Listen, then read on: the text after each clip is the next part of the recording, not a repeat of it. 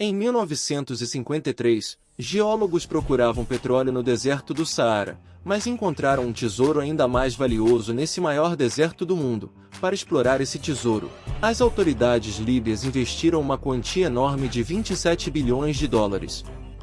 Como você já deve ter adivinhado, esse tesouro é a água. Olá pessoal, hoje vou contar a vocês sobre o que provavelmente é o maior projeto de irrigação que você nunca ouviu falar. Estou falando sobre o rio artificial da Líbia, também conhecido como a oitava maravilha do mundo. Vamos começar nosso vídeo. De onde veio a água do deserto? Na década de 1950, o petróleo estava se tornando um recurso estratégico, significando riqueza, prosperidade e influência para quem o possuía. Nesse período, o petróleo estava se tornando o principal combustível, superando o carvão, e a exploração de campos de petróleo estava em alta em todo o mundo. A exploração de petróleo também ocorreu no sudeste da Líbia, onde um dos projetos de pesquisa geológica estava sendo concluído na região de Cufra. Foi durante a perfuração de poços de petróleo no deserto do Saara da Líbia que uma formação agora conhecida como o aquífero de arenito de Núbia foi descoberta. Profundamente enterrada sobre as dunas de areia de 4 países africanos, Líbia, Sudão, Egito e Chade, há uma vasta quantidade de água subterrânea. Este é o maior aquífero fóssil do mundo, cobrindo uma área de mais de 2 milhões de quilômetros quadrados. Acredite ou não, isso é maior do que a área do México. O aquífero de arenito de Núbia contém cerca de 150 mil quilômetros cúbicos de água doce, o que é 2 vezes o volume do Mar Cáspio. E toda essa água está localizada em um dos lugares mais secos e inóspitos do mundo, o deserto do Saara. A variação anual lá é de apenas 76 milímetros, enquanto a evaporação potencial anual excede 2.500 milímetros. Como essa imensa quantidade de água foi armazenada aqui? Essa água se infiltrou através da rocha arenosa ao longo de um período que abrange de 10.000 a 1 milhão de anos. Naquela época, o Saara tinha um clima mais ameno, com chuvas abundantes e alta umidade. O aquífero de arenito de Núbia é uma herança rica da última era glacial e atrai naturalmente o interesse acadêmicos e políticos. Como extrair a água? O norte da África é uma região extremamente árida, e a Líbia enfrenta uma necessidade desesperada de água doce. Apesar de estar próxima ao mar Mediterrâneo, a Líbia está lidando com problemas de abastecimento de água. A dessalinização da água do mar era um processo muito caro, e a remoção de água dos poços com profundidades apresentavam seus próprios problemas. Nas proximidades do mar, a água doce subterrânea foi substituída pela água salgada, tornando-a imprópria para o consumo. Além disso, quanto mais água era retirada, mais rapidamente a fonte de água se degradava, elevando os níveis de salinidade em terras anteriormente férteis. Era uma situação que precisava ser resolvida.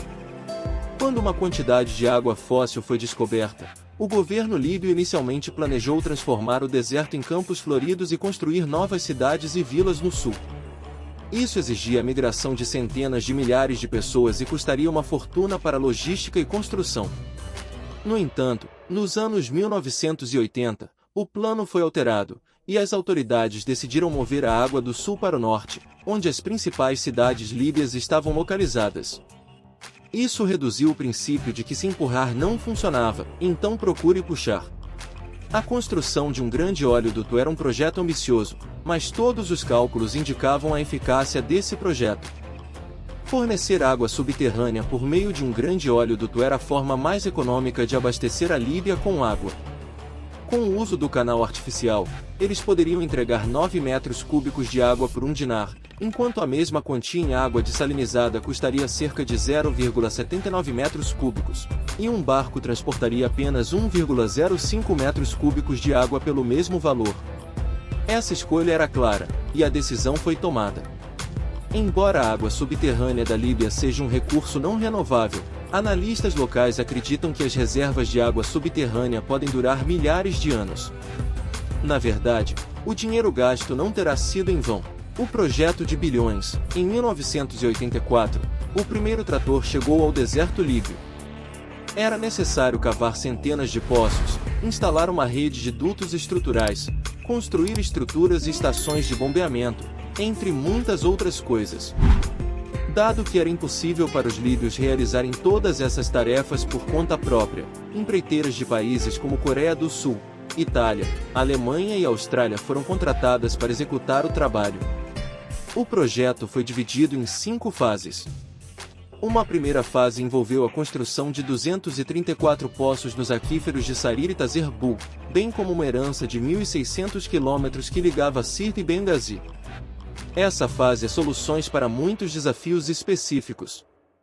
Por exemplo, os tubos foram fabricados em fábricas líbias especialmente construídas para esse fim, custando cerca de 350 milhões de dólares. Além disso, esses tubos eram os maiores do mundo em concreto pré-esforçado, com um diâmetro de 4 metros e um comprimento de 7 metros. Apenas para a primeira fase, foram necessários 250 mil desses tubos. Esses tubos eram carregados com empilhadeiras gigantes capazes de levantar estruturas de 90 toneladas, fabricadas na Suécia especificamente para esse fim. Os tubos foram então transportados por estradas especialmente construídas e abaixados em valas de 7 metros de profundidade por tubos especialmente projetados, onde eram revestidos com concreto. Mas isso não é tudo. Para armazenar a água, foram escavadas áreas em rochas e revestidas com asfalto, criando reservatórios artificiais. Naturalmente, usinas de energia também foram construídas para fornecer eletricidade às bombas.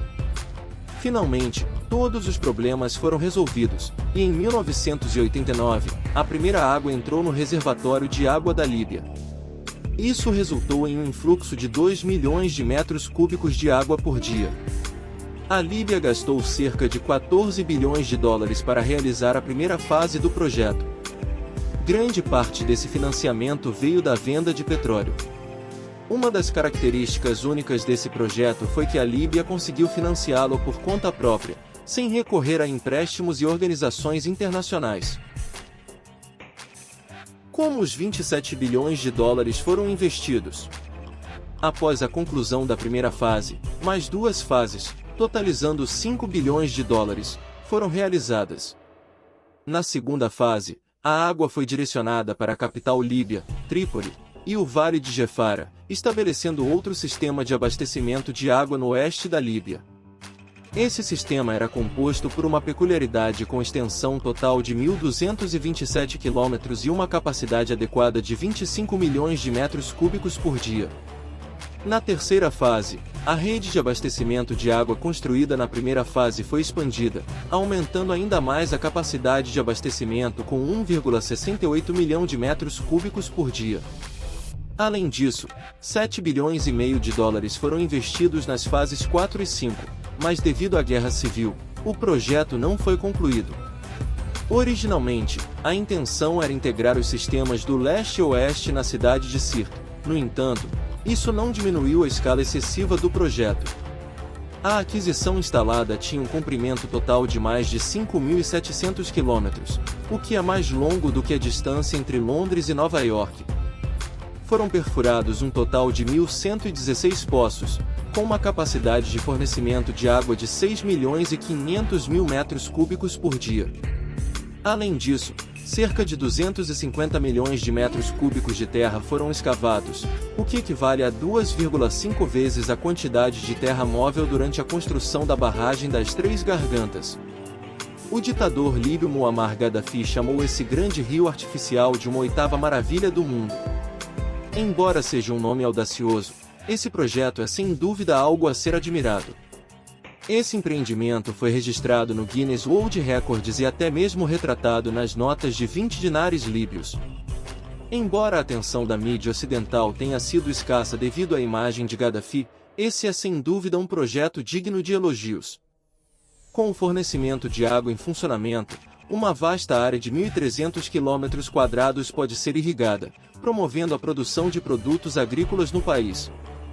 A transformação do deserto em terras verdes, soluções que são além da água.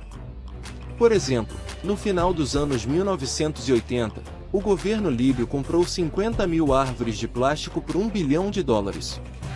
Essas árvores não eram apenas decoração, foram dispositivos criados pelo inventor espanhol Antônio Ibáñez de Alba para alterar o clima. As árvores absorviam água durante a noite e liberavam durante o dia, reduzindo as temperaturas. Essas palmeiras foram instaladas na província de Saba, e um ano depois, o clima havia mudado o suficiente para permitir o plantio de árvores frutíferas reais no local. Impressionante, não é? E com isso, gostaria de encerrar o nosso vídeo de hoje. Obrigado a todos por terem assistido. Espero que tenham gostado do conteúdo de hoje. O que você acha dessa grande iniciativa de reflorestamento? Na opinião de vocês, é benéfico para o meio ambiente? Por favor, compartilhem suas opiniões na seção de comentários.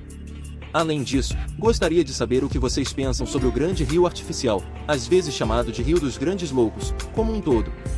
Estou ansioso para ouvir suas opiniões. Agora, vamos nos preparar para um novo vídeo aqui em nosso canal, e em breve nos veremos novamente. Até a próxima!